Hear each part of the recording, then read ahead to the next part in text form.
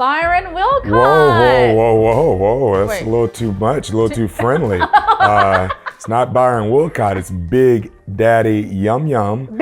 265 gallons of pure milk chocolate. Say my real name in public again, I'm gonna pour this chocolate over you. Watch that. All friendly and stuff. So, Big Daddy Yum Yum. Yes. Welcome to season 2 of Follow Your Dreamport. I'm happy to be here. Thank you for having me. I'm ready. I'm excited. Chocolate and toffee together. Oh, there we go. Boom. Best combination. Exactly. Where are you from? I'm from right here, Shreveport, Louisiana. Born and raised. Okay. I was born on a stormy night at Willis Knighton Hospital. Shout out to Willis Knighton, even though I work at Highlands. Maybe it's all good. It's all good. And a proud graduate of the best high school in Shreveport, the Yellow Jacket C.E. Byrd. Shout out to Arlen Fitzgerald, my principal. Shout out. Wow. This is like the most enthusiastic recollection of a childhood that I've ever heard. Man, I had a great childhood. Well, tell us about you. What is your passion in life? Oh man, it's a lot. I've done a lot of things. I was in the military. I was the operations manager at the Lafayette Regional Airport. I went to college in aviation management at Louisiana Tech. Okay. And my last year, my mom, best mom in the world. My last year of college, guess what she bought me? A black Trans Am. Are you serious? I had the car. Right. I was in college.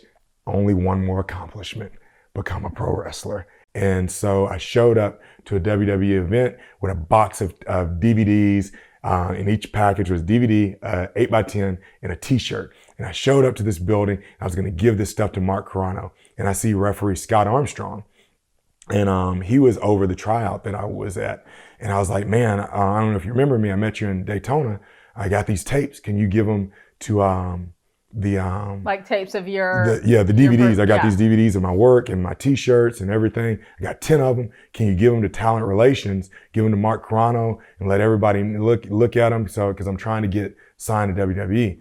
And Scott Armstrong was smoking a cigarette and he's like, listen, kid, if you want something, you got to take it.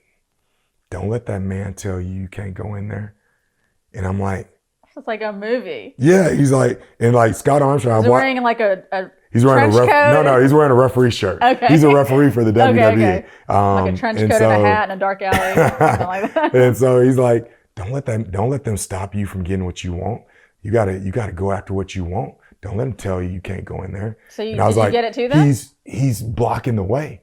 And he's like, man, just go in there. Just go in there. And so I look around. Like, you damn right. And I ran up in there. Oh my God. I knock on the door. And this tall, skinny white guy comes out with brown hair. And I was like, hey, looking for Mark Carano. He's like, Mark's in a meeting right now, but how can I help you? I was like, I'm Byron Wilcott. I did a tryout about a year ago. I got these DVDs. It's got all my stuff in it. Can you give these to Mark Carano?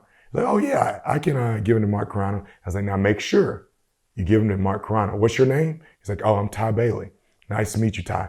Give these to Mark Carano. He's like, okay, well, let me give you my card. And I look at it. It says producer. I'm like, okay, cool. I put it in my pocket. Thank you, blah, blah, blah. Now make sure, give it to Mark Carano.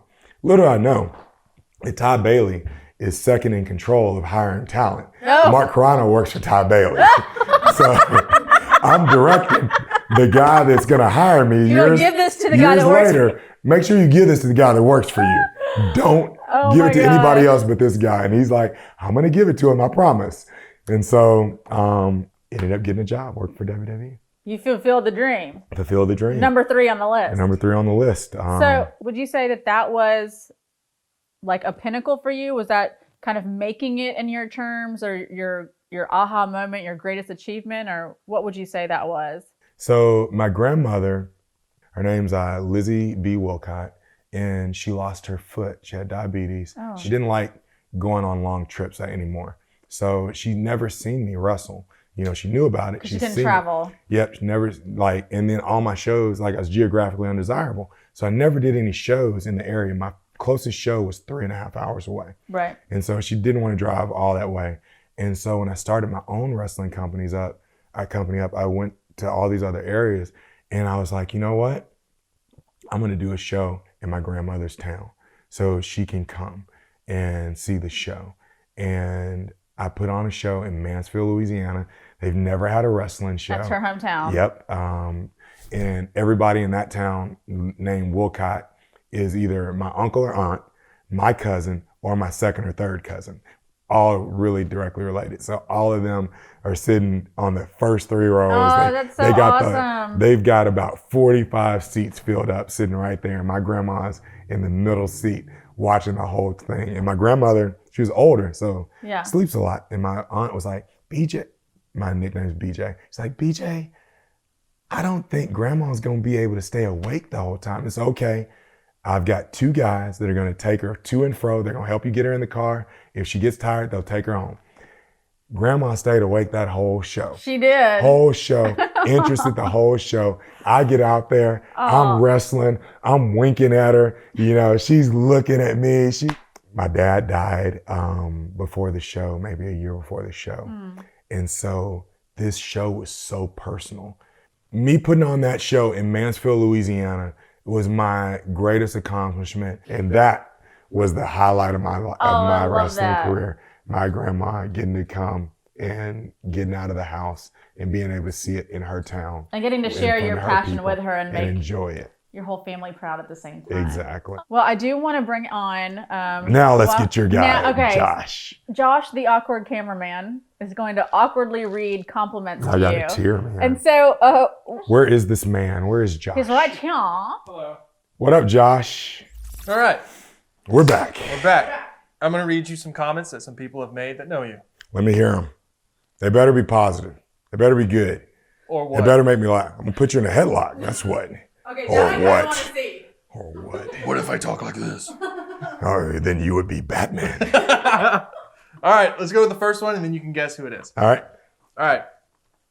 When we produced this episode for the podcast, we had to leave out so much of his pep talk to the kiddos, and listening to him tell them his story and his ambitions was really inspiring. And he did it while he was in man panties. And the kids thought he was the coolest. That's powerful. That's pretty cool. They're not man panties. They're called smanties. They're sexy man panties. So they are man panties, technically. No, sexy man panties, sir. I've heard it both ways. Who do you think that is? Sarah. Sarah Habert. That's her. Yeah. She took video of me at Huntington High School and interviewed me. Yeah, for a podcast, I believe. All right, one more. Here we go. All right. He's a sweetheart to the kids. It's so inspiring to see him work with little ones. I can't wait to take my kids to see him Thursday night in Marshall. He's kind and humble. IRL. What is IRL? In real life. In real life. Why don't you just type that? Okay. So she's coming to Marshall. She's coming to Marshall. He's kind and humble in real life and larger than life in the ring. Funny story. At first, Zoe was afraid, but when she learned that he was a friend of mine, she warmed right up to him. Zoe. Zoe. They're coming to Marshall, and she has a kid named Zoe. And I just said she. Is it Bailey? It's Bailey. Ah, that's it. Yeah, Bailey. Ashley. Yeah. Ashley. That's what I said. Yeah. Okay. Those are the people who. Awesome. Yeah. That's cool. That's pretty cool. I know exactly what you're talking about. Keep that. I can keep that. I'll sign it later. Yay. Good job, Josh. All right, thank you, man. So, Bye. If there's someone who wants to follow in your footsteps, I mean, you've done so many things, but let's say their main passion is wrestling in the way that you have been able to pursue it, and now you have Main Pro Wrestling, which is a wrestling. Whoa. Wait, did I not? Main Event Pro Wrestling. Main Event Pro Wrestling, which is a training school. No. Main Event Pro Wrestling is the wrestling company where we're a touring brand. We tour all over East Texas, South Arkansas, and Western Louisiana. And you have a training school. The training school is called the Star Factor Wrestling Academy. Boom. Okay. Boom. And you help with an anti-bullying campaign. No. I don't help with an anti-bullying campaign. I invented the anti-bullying campaign. And you invented an anti-bullying campaign. It's called, I didn't name it. I did not name it. The name of it is Boo the Bully. That was Aaron Presley named the anti-bullying campaign. Well, Big Daddy Yum Yum, thank you so much for being here. Thank you for having me. We have very much enjoyed it. And we will see you next time. We will see you next time on Follow Your Dreamport. Yay! Yeah! All right. Yum, yum, baby. Yum, yum.